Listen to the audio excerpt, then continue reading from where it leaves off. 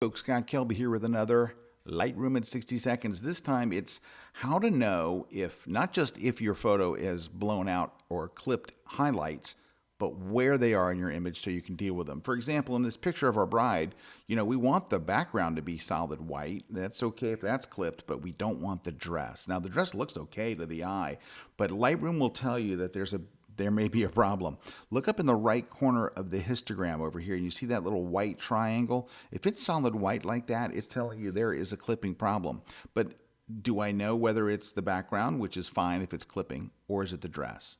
Click on the triangle and it will show you that, yeah, the background is solid white, but look at the dress, it's a mess. Now, you could do one of two things. You could go to the basic panel, bring back the highlights, and now there'll be pixels back here and it's not solid white. But let's double click that to reset it. If you just want the dress to make sure that it's not clipping, get the adjustment brush, roll back your highlights, double click on effect to reset all the sliders, roll back your highlights a little bit, and then just paint over just those areas, because you want that background to be solid white behind her, but you don't want to clip the dress. That would be tragic. So there you have it. That's how do you turn and toggle off that little item. Hey, if you want to learn more about Lightroom, go over to kelby1.com, sign up for our Lightroom training.